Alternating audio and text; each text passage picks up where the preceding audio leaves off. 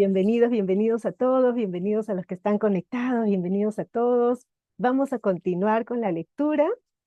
Estamos viendo el libro Piense y hágase rico, estamos en el capítulo 15, ya el último capítulo de este libro de Napoleón Hill, y estamos viendo acerca de los temores. Napoleón Hill nos comparte 6 temores básicos.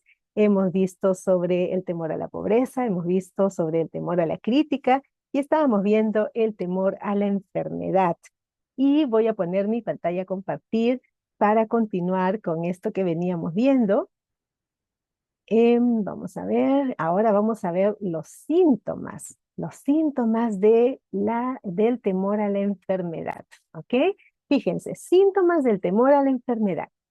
Los síntomas de este temor casi universal son autosugestión, el hábito del uso negativo de la autosugestión que se dedica a buscar y espera encontrar los síntomas de toda clase de enfermedades. Entre comillas, disfrutar de enfermedades imaginarias y hablar de ellas como si fueran reales. Fíjense, disfrutar de enfermedades imaginarias. Miren a qué punto llega esta autosugestión. Disfrutar de enfermedades imaginarias y hablar de ellas como si fueran reales. El hábito de probar todas las manías y modas, entre comillas, recomendadas por los demás, considerándolas como algo que tiene valor terapéutico. Hablar de operaciones, accidentes y otras formas de enfermedad. Experimentar con dietas, ejercicios físicos y sistemas de reducción de peso sin guía profesional. Probar remedios caseros, medicamentos patentados y remedios de, entre comillas, charlatanes. Fíjense, este síntoma de temor a la enfermedad, como nos menciona aquí el autor, la autosugestión, y cuántas personas realmente caen en esto, ¿no? En que empiezan a pensar que tienen una determinada enfermedad porque pues escuchan los síntomas y ellos empiezan a sugestionarse e incluso empiezan a sentir estos síntomas, ¿no? Y también nos habla de estas formas que tienen las personas de repente automedicarse, ¿no? O experimentar en sí mismos con, con, este, eh, con medicamentos que realmente no han sido recomendados por algún especialista, ¿no? Entonces, esto hay que tener cuidado con esto que nos dice porque nos está hablando de las manías, entre comillas, las manías y las modas que tienen estas personas que se sugestionan con algún síntoma de alguna enfermedad, ¿ok? Sin tener el diagnóstico correcto en realidad. Ahora nos habla hipocondría. Nos dice el hábito de hablar de la enfermedad concentrando la mente en ella y esperando su aparición hasta que se produce un colapso nervioso. Nada que se venda en botellas puede curar este estado.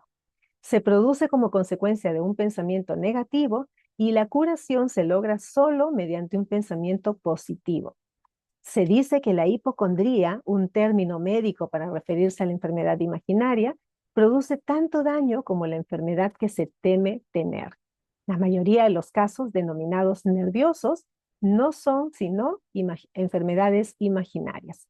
Esto de la hipocondría también es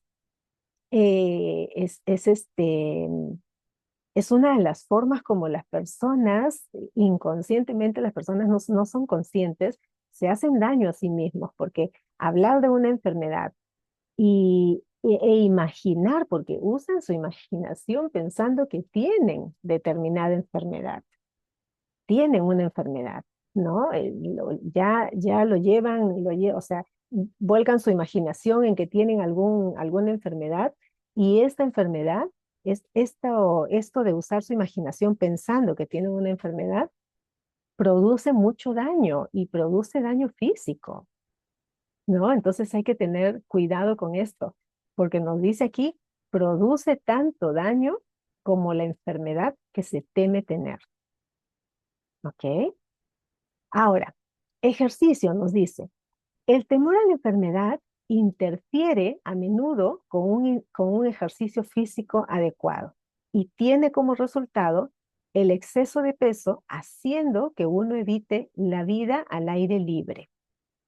¿Ok? Susceptibilidad. El temor a la enfermedad quiebra la resistencia natural del cuerpo y crea en él un estado favorable para cualquier forma de enfermedad con la que uno pueda ponerse en contacto. El temor a la enfermedad suele estar relacionado con el temor a la pobreza, en especial en el caso del hipocondríaco, que se preocupa constantemente por la posibilidad de tener que pagar las facturas del médico, del hospital, etcétera. Este tipo de persona pasa mucho tiempo preparándose para la enfermedad, hablando de la muerte, ahorrando dinero para el cementerio y los gastos del entierro. Imagínense, fíjense cómo puede una persona caer hasta ese punto, ¿no? Estar tan sugestionado con el temor a la enfermedad, con el miedo a lo que le puede pasar, que fíjense que hasta se preparan para tener una enfermedad y empiezan a hablar incluso de muerte y ya están ahorrando dinero para el cementerio y los gastos de entierro, ¿no? Ahora nos dice autoconsentimiento, el hábito de buscar un poco de simpatía con el señuelo de una enfermedad imaginaria. La gente recurre a menudo a este truco para evitar acudir al trabajo. Hábito de fingir una enfermedad para justificar lo que no es más que pereza o de hacerla servir como una justificación de lo que solo es falta de ambición.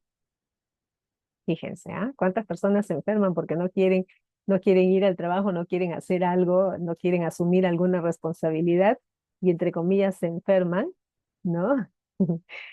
Ahora, falta de moderación, hábito de usar alcohol o narcóticos para eliminar dolores como los de cabeza, las neuralgias, etcétera, en lugar de buscar y eliminar la causa.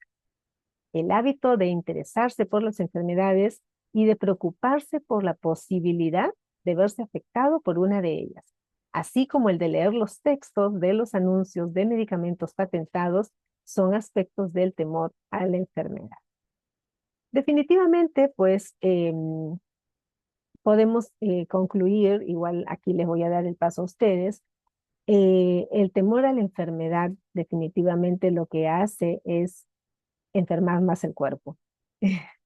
Y cuando una persona sostiene mucho temor a la enfermedad, está enfocándose en precisamente el temor en la enfermedad, está enfocándose en síntomas, está enfocándose en lo que le puede pasar si tuviera una enfermedad, como hemos visto aquí en la lectura, está pensando en los gastos que le va a demandar el tener una enfermedad, está pensando incluso en lo que le pasaría, está pensando ya hasta en la muerte, ¿no? Y eso definitivamente, el estar enfocado, pensando en la enfermedad, le está produciendo un daño físico, ¿ok? Está produciendo un daño físico. Así que pues es mejor si alguna persona tiene temor a la enfermedad, pues hay que hacerse cargo para reprogramar esas creencias de miedo, de temor a la enfermedad precisamente. ¿Ok? Aquí les doy el pase a ustedes a ver si quieren aportar algo o quieren de repente hacer alguna pregunta con respecto a lo que estamos leyendo. Adelante si alguien quiere decir algo. Marilu, buenos días, compañeros, muy buenos días. Hola, hola César, ¿cómo estás? Buen día. El temor a la enfermedad. Sí, he visto algunos casos. No les he tratado por si acaso, pero los he observado. Y generalmente, cuando tú te acercas a estas personas, están enfocadas tanto en su enfermedad y, y yo supongo, ¿no? De que no tienen metas y objetivos. Y en algo ocupan su mente, pero lo ocupan de manera inadecuada. Entonces se enfocan solamente en ese caso, en su enfermedad. Y es que ese es un desbarajuste de la personalidad. Es un tipo de neurosis. Y la neurosis se caracteriza por la idea, la creencia de la persona que no tiene cualidades, no tiene recursos internos para solucionar algún problema. Y generalmente lo deriva, en este caso, a la enfermedad. Gracias, Marilu. Gracias, gracias.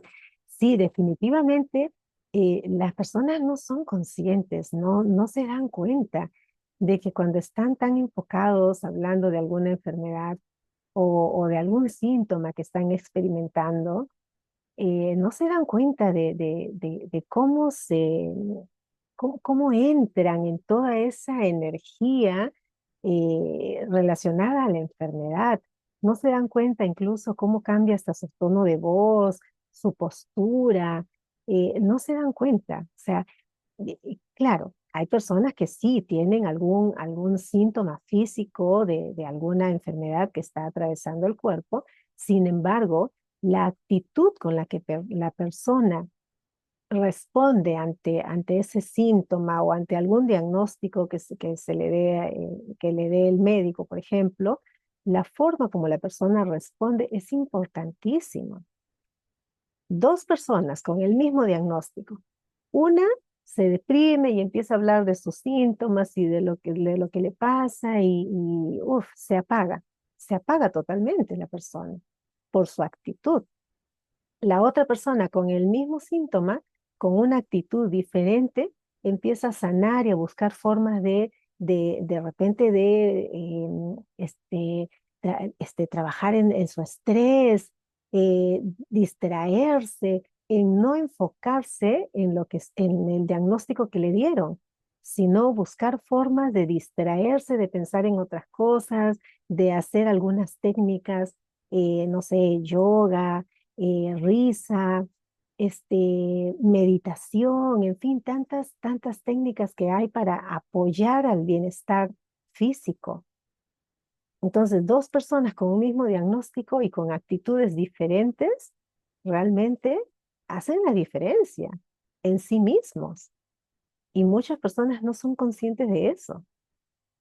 Entonces, es como cada vez que tú tienes un síntoma, ese síntoma te está mostrando algo interno. Tú tienes que hacerte cargo de eso interno, pero ¿cómo te haces cargo? Ahí está la cuestión, ¿no? ¿Cómo te haces cargo? O sea, te envuelves en el temor y te apagas más y te enfermas más porque la enfermedad va creciendo de acuerdo a tus pensamientos y a tu vibración. Si tú estás pensando en enfermedad, vas a vibrar en enfermedad y pues va creciendo más y empezó con una cosa y se amplificó. ¿No?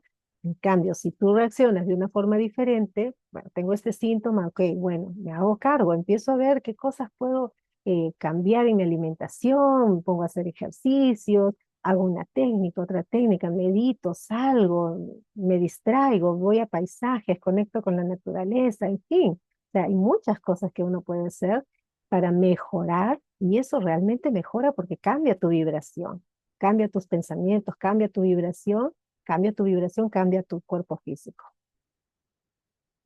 Bien importante tener en cuenta eso, ¿ok? Así que, pues bueno, hacerse cargo cada uno de lo que, eh, de lo que toque con respecto a este tema. Vamos ahora sí, si no hay nadie más. Marilu, Sí, adelante. una cosita más. Ujú, Lo que acaba de decir es muy importante, conectarse con la naturaleza y ujú, mover el cuerpo. Porque si nos damos cuenta, la cantidad de músculo que tenemos, que más o menos son como 420, otros dicen 450, pues el rango está por ahí, y cada perfecto. músculo está conectado con tendones, ligamentos, arterias, venas, vaso linfático. O sea, es toda una estructura que se ha hecho para correr, para saltar, Ujú, para subir, para bajar, para cazar, para guarecerse, etcétera, etcétera. ujú, Y generalmente, ahora más que nunca, se está llevando una vida muy sedentaria. mm, Entonces, la invitación que tú tienes es correcta, ¿no? Conectarse con la naturaleza, porque cuando vemos la naturaleza nos damos cuenta que la naturaleza es movimiento, y un movimiento permanente. mm. Y ahí inconscientemente vemos que tenemos que movernos. Gracias, Marilu. Gracias, gracias, gracias, César. Excelente. Bueno, vamos a continuar un poco con la lectura y ahora vamos ya a cambiar, ya terminamos con lo que respecta a la enfermedad y ahora nos habla del temor a la pérdida del amor, otro de los grandes temores, el temor a la pérdida del amor. La fuente original de este temor inherente surgió evidentemente del hábito del hombre polígamo de robarle la compañera a su semejante o de tomarse libertades con ella cada vez que podía. Los celos y otras formas similares de neurosis surgen del temor heredado del hombre a la pérdida del amor de alguien. Fíjense, es un temor heredado, es un temor aprendido, ¿ok? Este temor es el más doloroso de los 6 temores básicos. Tal vez causa más daño al cuerpo y a la mente que cualquiera de los otros temores básicos. Es probable que el temor a la pérdida del amor se remonte a la edad de piedra, cuando los hombres robaban a las mujeres por la fuerza bruta. Ahora continúan robándolas, pero su técnica ha cambiado.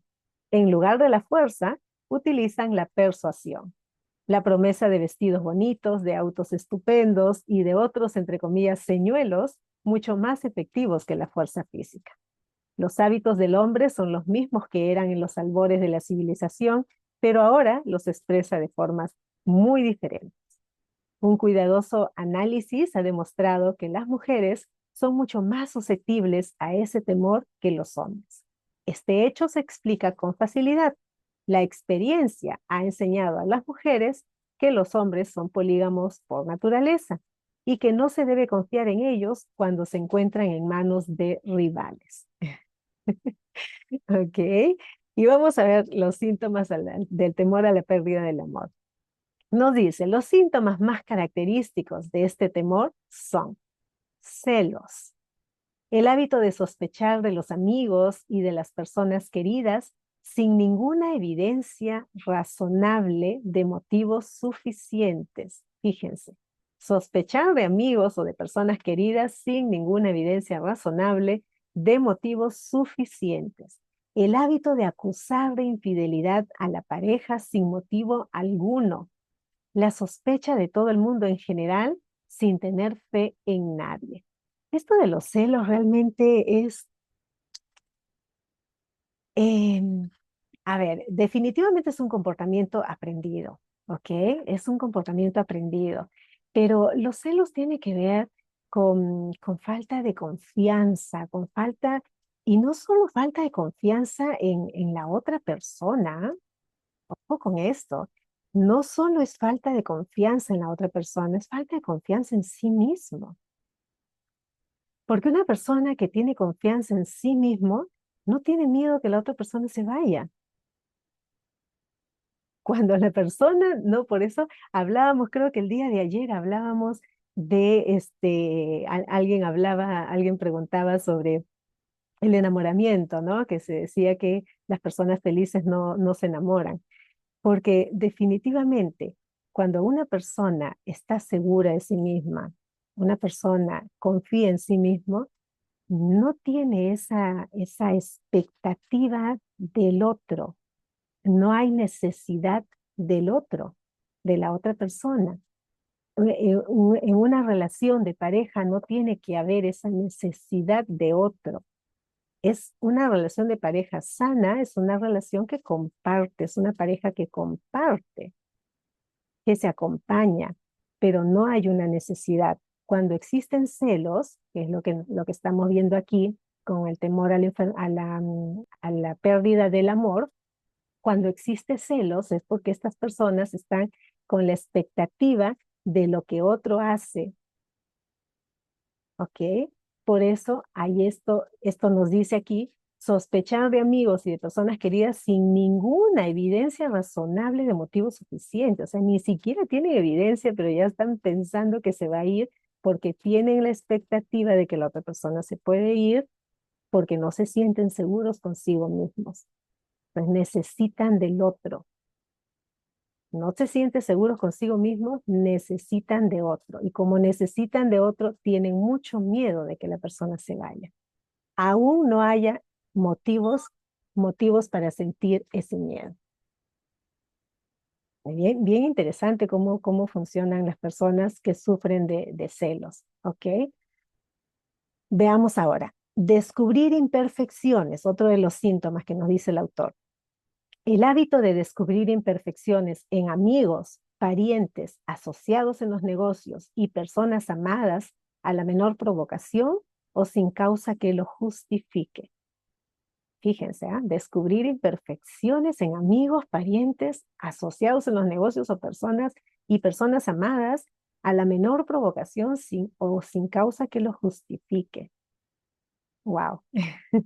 Estar buscando imperfecciones es como mirar al otro sin mirarse a uno mismo, ¿no? Apuestas, nos dice, el hábito de jugar, robar, engañar y aceptar cualquier oportunidad de riesgo con el propósito de conseguir dinero para la persona amada en la creencia de que el amor se puede comprar. Miren qué peligroso esto, ¿ah? El hábito de jugar, robar, engañar y aceptar cualquier oportunidad de riesgo con el propósito de conseguir dinero para la persona amada, en la creencia de que el amor se puede comprar. Hacen lo que sea, se desviven, hacen lo que sea, se ponen en riesgo, incluso ponen en riesgo su propia identidad, se ponen en riesgo a sí mismos por querer darle algo a la persona para que no se vaya. Interesante cómo funcionan algunas personas, ¿no? El hábito de gastar mucho más de lo que se ingresa o de incurrir en deudas para proporcionar regalos a la persona amada con el objeto de brindarle una imagen favorable. Fíjense, hasta se endeudan por, por, por presentar una imagen, una imagen para retener a la persona amada, ¿no? Insomnio, nerviosismo, falta de perseverancia, debilidad de voluntad, falta de autocontrol, falta de confianza en sí mismo, mal carácter.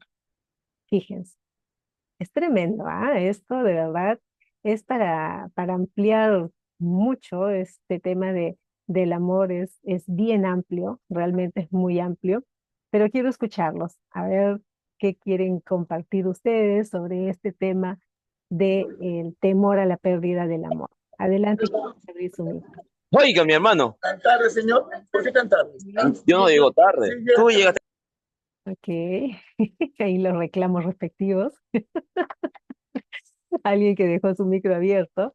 A ver, ¿quién quiere participar? ¿Quién quiere participar? Marilu, ya quiero participar.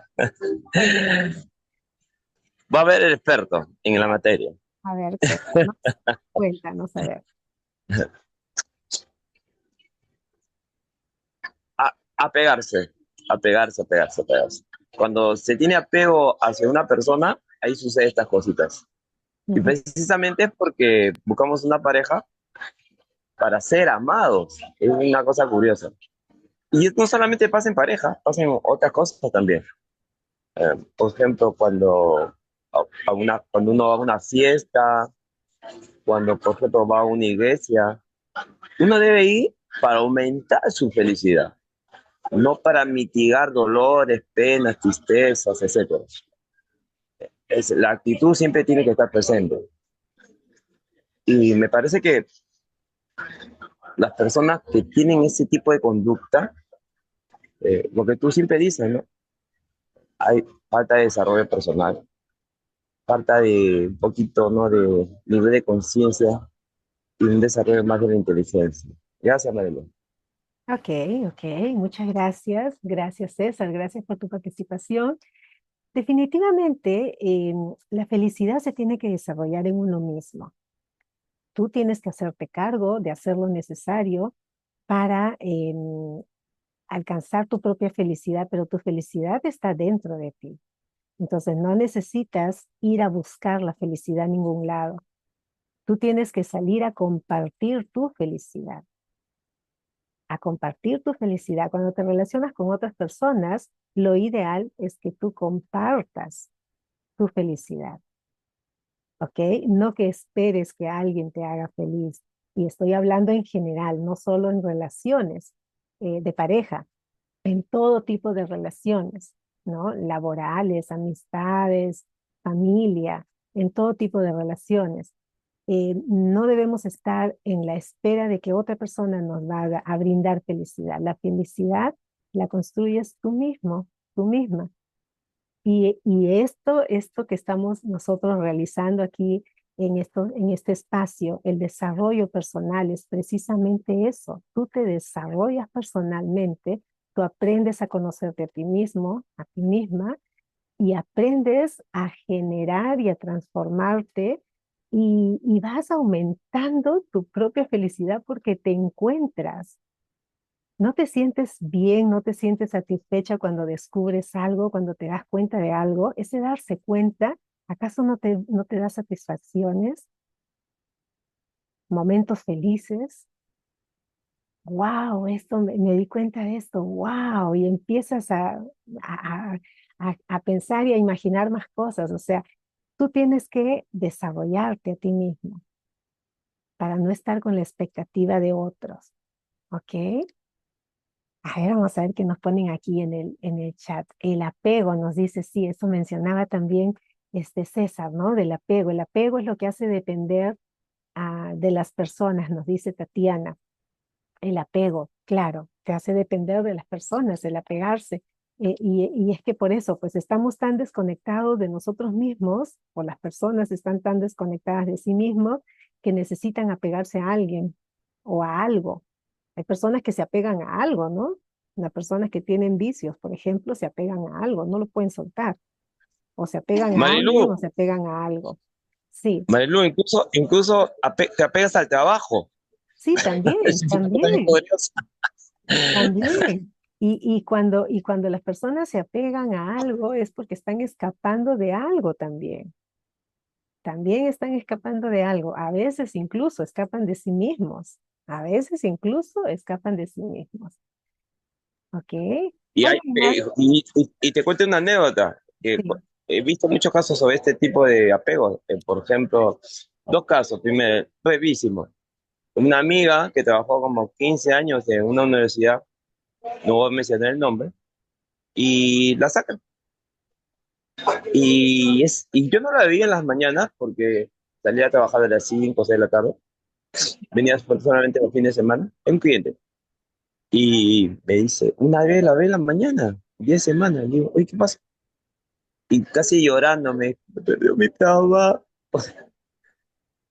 Y ya pues consigues otro, es mejor, será, habrá oportunidades. Le digo, no, pero no he perdido mi trabajo. Y así se cerró, comenzó a llorar ahí, ¿no? Y Ujú, entonces yo le digo, bueno, nada más la escuché, ¿no? Y poco a poco fue entendiendo de que no era que era el trabajo, sino que el apego que había tenido al trabajo. Otro caso, y consiguió trabajo, imagínate.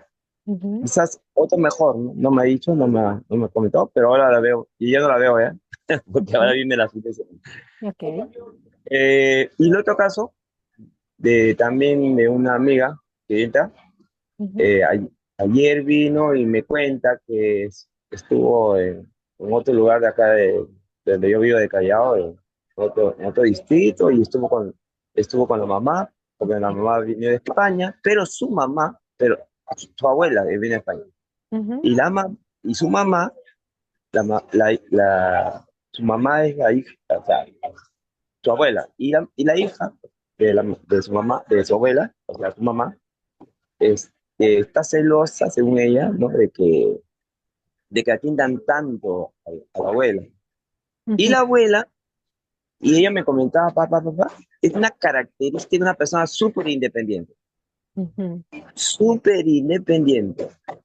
En cambio, la mamá, o sea, su mamá de mi amiga, ujú. es muy dependiente, Dependiente. Ujú, claro, dependiente, y está claro. pidiendo atención, Exacto. auxilio, esto, que el otro, y eso parece mentira, Mm, en vez de atraer, hace que la gente lo rechace. exacto, exacto. Sí. Y las personas dependientes son las personas más celosas.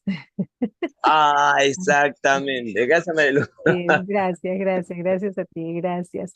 ¿Alguien más que quiera participar, que quiera decir algo? ¿Alguien más? Ya vamos a terminar. Bueno, hemos terminado con este tema de el síntoma del temor a la pérdida del amor. Y mañana, bueno, no, mañana no. El día lunes estaremos viendo el temor a la vejez. Así que pues vamos a continuar con este libro que ya estamos ya casi en las últimas páginas de este libro tan interesante. Yo los invito a seguir participando en este espacio y a compartir también con otras personas para que también puedan beneficiarse con todo lo que vamos aprendiendo juntos, porque yo aprendo con ustedes también. Por la noche tenemos también la lectura, en la noche también tenemos otra lectura y recuerden siempre la invitación que les hago para que participen de las mentorías que dirijo. Mañana tenemos mentoría, sábado 7 de la mañana y lunes y miércoles a las 8 de la noche. Así que ahí me escriben por interno para apoyarlos. Gracias, gracias a todos. Que tengan un exitoso día. Gracias. Chao, chao. Gracias, Perú, gracias, compañero. Que también tengas un exitoso día tú y todos los compañeros y un excelente, maravilloso, fantástico fin de semana y muy Gracias. buenas ventas. Chao, chao. Gracias. Chao.